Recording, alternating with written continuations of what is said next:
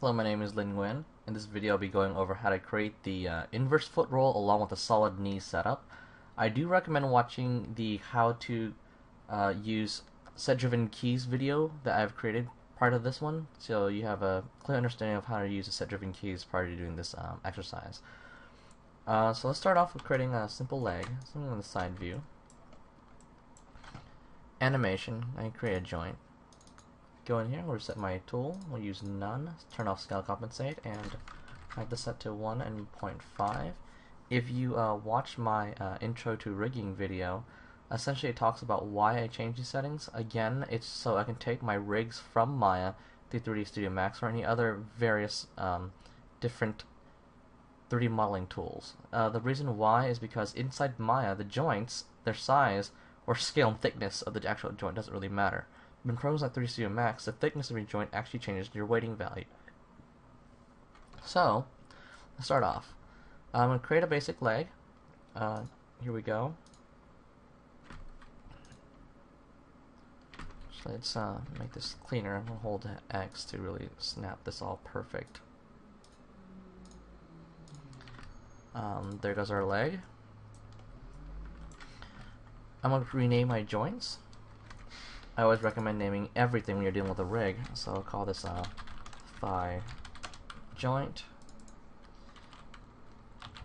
knee joint, ankle joint, ball joint, and toe joint. After this, I'm going to create an IK. I'll talk about the different types of systems we have in here. If I reset my tool, I'll see IKSC solver. What does this stand for? It means inverse kinematic single chain solver, meaning from one point to another. That's exactly what the IKSC stands for. You also see IKRP. That stands for inverse kinematics rotate plane solver. So if you're dealing with things like a knee or an elbow, you'll deal with a rotate plane solver because you can rotate that back and forth, giving you that little twist attribute. So create a rotate plane solver between the thigh and the ankle, and I'll be shrinking the size of my IK handles. It's pretty large. I'm going to take this down. I apologize if you can hear the sound of a machine back there. That would be the trash man nearby, and their truck always comes at some random time, so I can't really change that. I'm going to change this to the IKSC solver now, and I'm going to click from my ankle to my ball, press the letter G to repeat my previous action, and from ball to the toe. So some might ask why I might create the single chain ones right here. That is, for example, if you want to make this tap, or if I want to raise this part of the foot just up and down, you have the ability to go this way. The current problem we have, though, is if I want to do the opposite reaction. What if I want to make the foot bend up in a motion more like, let's create one over here. What if I wanted the foot to bend this way or this way? Currently with the setup, I cannot do that yet. So I need to create something called an inverse set of joints to create that. Before anything though, I want to rename this. I'll call this my ankle IK. I'll call this my ball IK. And this my toe IK. Prefer naming it on the joint it's actually on instead of just calling this leg IK. I find this easier due to the way I rig things. It's easier to parent stuff. So here's an example of how this works together in conjunction if I have all these three together. Select all its IK handles, move it backwards. It automates the lifting process because of each of these IK chains are trying to hold these joints into place. So they try to keep it as far as possible, forcing this to move up naturally, like how your actual joints would move in your feet.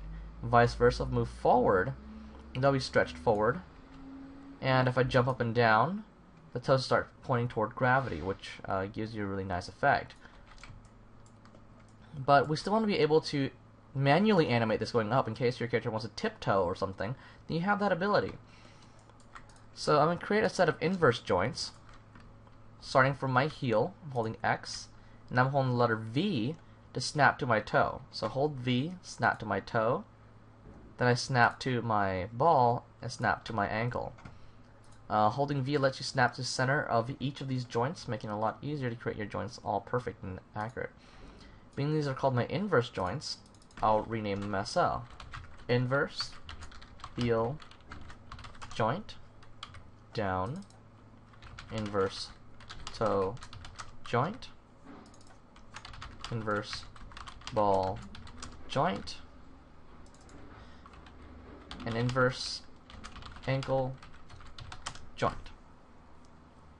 So now I have a set of joints that allow me to essentially rotate in this manner.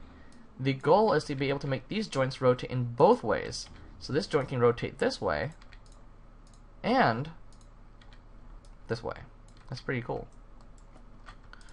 So with that being said, I'm going to have to parent some of these things. I like parenting because it's quick and simple.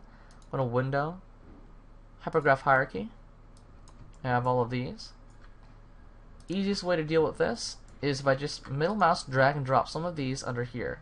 So I want to parent my toe IK to my inverse toe joint. So I just middle mouse drag and drop right on top of itself. Then I'm going to go to ball IK, middle mouse drag and drop this right on top of the inverse ball joint. And the ankle IK, middle mouse drag and drop the ankle IK over the inverse ankle joint. So basically I've parented these IKs to their corresponding inverse joints. Now if I were to take this inverse heel and move this back, it creates the same exact effect. Also allows me to have this character jump up and down properly. And like I said before, I can now rotate in this opposite fashion. At the same time, if I wanted to, I can toe tap. Alright. I can swivel the foot back and forth from its toe, or swivel from my heel. Gives you all of that range of motion. Next problem we have is with the knee twisting. So if I were to move this up, the knee flips in the opposite direction. This is a common problem with IKs. I've talked to a lot of people and they always tell me, well, that can easily be fixed with a pull vector, and in turn I don't agree with that. So this is, for example, the pull vector method. Here's my controller. Snap that there, and rotate this, holding the letter J to snap rotate. Let's do that 90. Move this forward, and scale this down. Freeze my transforms.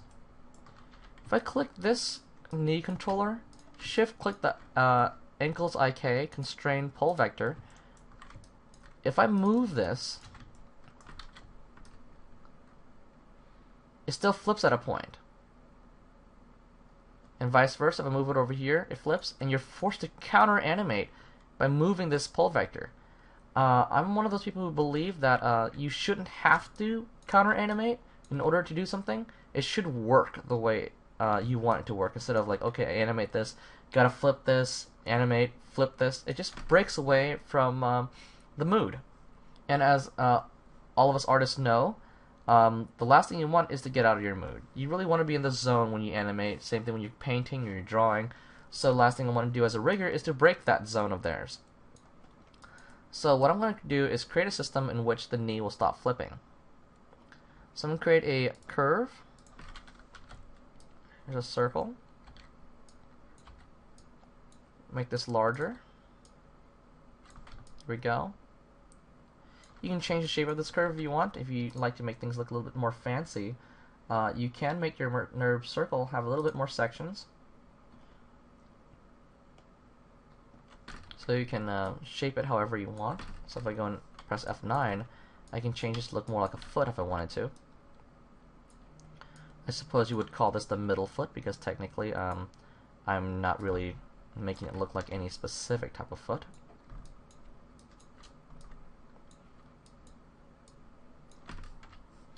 There's a little foot controller. I'm going to rename this to be foot control. I'm going to change my pivot. Technically, when you're rotating your foot around, you're moving your pivot along your ankle. So I'm going to move it there. Modify, freeze my transforms. I'm going to parent my inverse heel to my foot controller. Let's press P. Now that controls everything. I'm going to give it some extra attributes. So I'm going to modify, add attribute, and I said I wanted to go and fix the problem with the knee. So I'm going to add one called a knee twist, which will control my actual knee's twist. I'm not going to change anything in here. I'm going to keep it as a float, no minimum, no maximums. Add. Another one, I'll just call this, you can call this whatever you want. Basically, it's going to fix the angle the knee is going to be pointed. We'll be changing the actual pull vector of the knee and making the knee point the wrong direction. So what we need to do is we need to fix it. You can call it knee fix, you can call it offset, you can compensate. I'll call this knee fix for now. Add. So like I said before, we're changing the pull vector. So I'm going to click on this IK, and I'm going to zero everything out. I'm going to have this point at a certain direction. Have it point at X, 1. Let's make the knee point the wrong direction. But at this point, technically the knee won't flip anymore. It gives it a precise direction to always look at. With little values in here, it starts getting confused. So now I'm going to open my Hypershade. It's this button right here. Again, if you don't have that button, you can always right click and go left click right here, and we have this pop up. I'm going to click on my ankles IK, shift click my foot controller, go to graph, clear graph so I have nothing in there, go to graph again, add selection to graph. Now I have both of these items inside my Hypershade, my work area. Under Maya, I'm going to open this. I'm going to make sure there's utilities, click on that, scroll down until you can find the plus minus average node. I want you to click on this. Some of you might have this node automatically pop in the middle. If you don't, click on utilities. You'll find it right inside. Just middle mouse drag and drop that in your work area. Again, you can simply middle mouse drag and drop this into the work area. So I create two attributes. I want both of these attributes to control my twist attribute inside my leg. Essentially, the knee fix will rotate this twist to 90 degrees. And the normal knee twist will control the knee flipping, switching back and forth. So with this being said, I'm going to zoom in. Navigation in here is just like how you navigate inside Maya normally. If I right click on foot controller, the output, I can go to knee fix. Sometimes you might actually have something that says single, and then you go to knee fix. In my case, I don't have the word single right there, so I'm going to go straight to knee fix. Right click on plus minus average, and go to input 1DN 0. It doesn't matter which one you plug into, it can be just 0 or 1, but I just like to go in order, 0. If I mouse over, I'll say foot control.kneefix is connected to plus minus average 1 dot input 1D0. Right click on this, I want to also connect the knee twist and do the plus minus average, and I plug into 1 instead. What does this node do? If I double click on this, you'll see the operation currently is set to sum. There's sum, subtract, and average. Sum, for example, takes one value and adds another value to it. So, for example, in the foot controller, if I look at my channel editor, this knee fix and the knee twist will be two numbers adding together. So if I change my knee fix to 90, for example, the knee twist right here can either add or take away. So it allows you to control the knee twist while the knee is pointing in the right direction. If I use subtract, it might not give me the effect I want. It give me the opposite reaction. So instead of adding it, do the reverse. If I do average, it'll just take both my values and average them together. What I want is that these two attributes control my IK's twist attributes. I'm going to right click on my output and go to output 1D because I inputted on 1D. Right click on here and connect it to twist. You will not see a connection. You want to see the connection, and click both of these nodes and click input output connections, and you'll see them connect through a much more convoluted method. If I mouse over this, you'll actually not see how it's connected, but there is indeed a connection.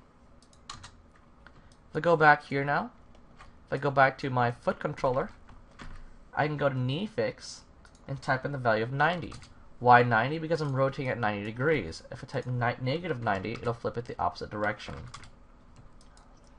So now I can simply click on my knee twist attribute, middle mouse drag and drop, drag back and forth, and you can get yourself the knee twisting. If you notice, when I move this way, the knee goes that direction. If I rotate this way, it faces the opposite direction.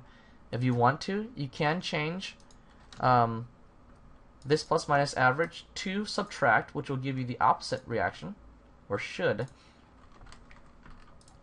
So when I rotate this way, the knee goes the right direction. Rotate that way, it rotates the right direction.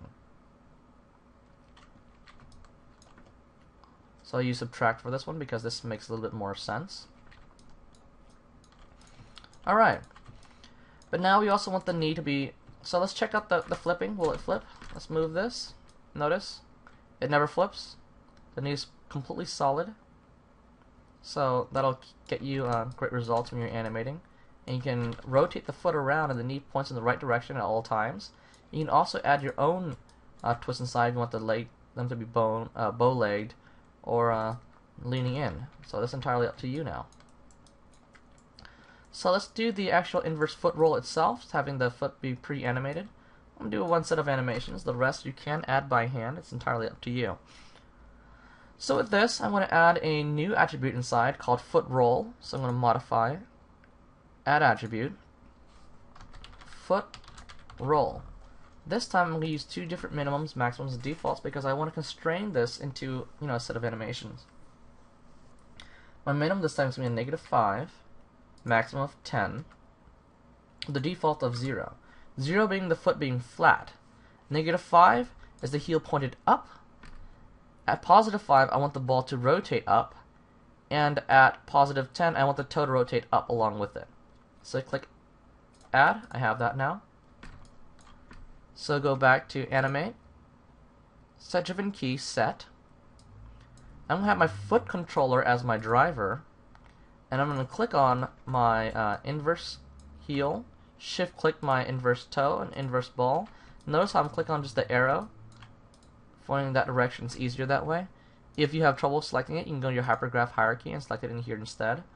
So if I click in here and select the inverse heel, inverse toe, inverse ball, it's also easier to select inside.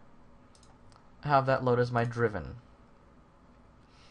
I want my foot roll to control these three joints rotate x-axis.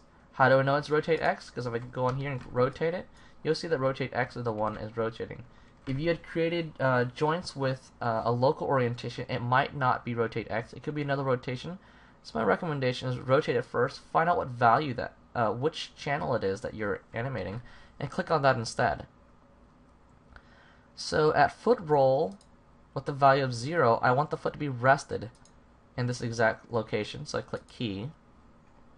When foot roll is at -5, I had said I wanted this heel to be pointed upward, so I just rotate that up and find a nice value. I use a -40. I'm only animating the heel, so I'm going to click key for rotate X for heel. So if I click on my foot controller, I can scroll back. I'm going to see that the foot can just tap right now, going from 0 to -5. At +5, I want my ball to rotate up. I rotate this up. I seem to like the value of 30 for this one. Others find another value they like more. It's entirely up to you, again, as the rigger. I would recommend you sit down with the animator and figure out what he wants and set it to that value. With that, I'm going to key on my ball.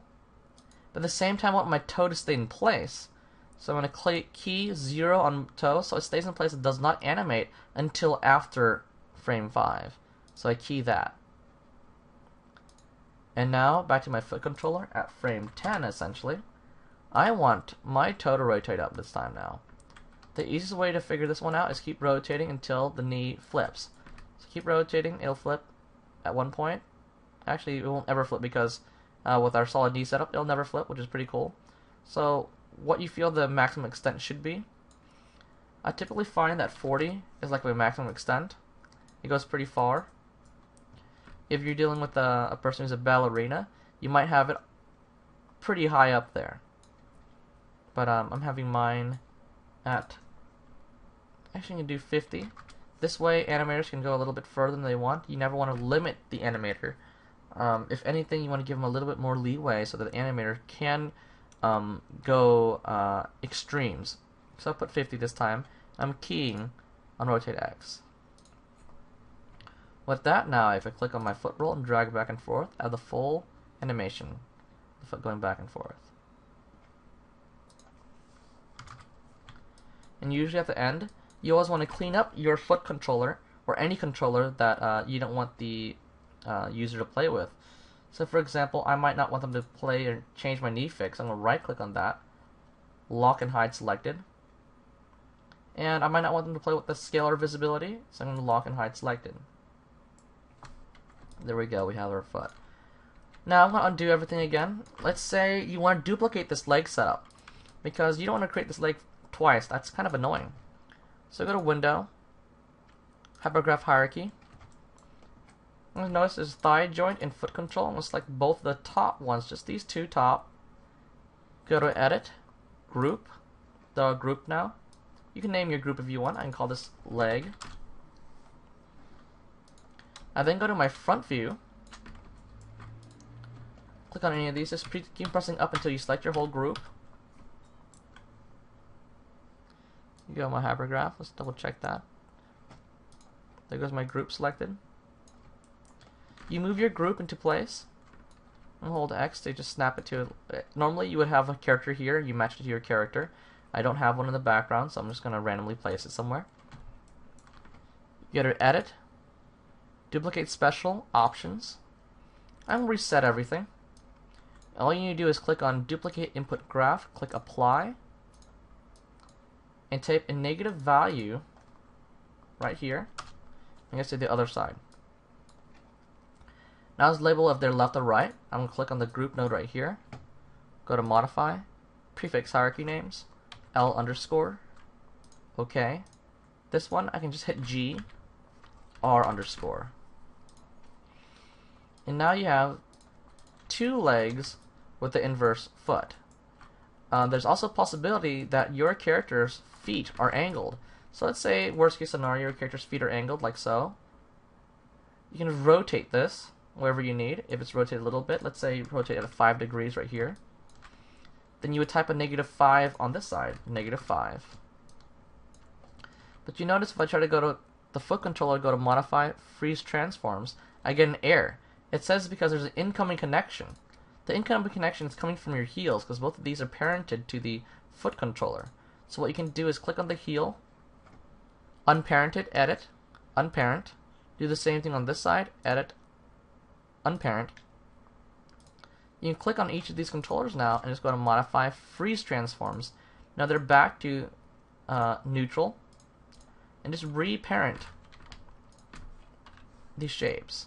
So I'm going to click on the joint, shift click the controller, reparent. Now this gives me both a new 0 position that I can always go back to. And at this point is a good time to start locking and hiding. So click on these, right click, lock and hide selected. Do the same thing on this side. Right click, over here, lock and hide selected. As usual, if you have an actual hip joint, you can plug that right in.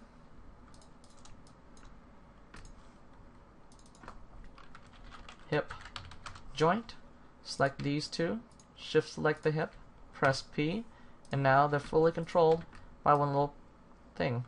There you go, one joint controls everything. And make yourself a full walk cycle now at this point. Alright, so I hope that video was useful. Again, my name is Lin Nguyen. You can find more of my work at dnguyenart.blogspot.com, and there are a lot more videos on my channel. Thank you for watching.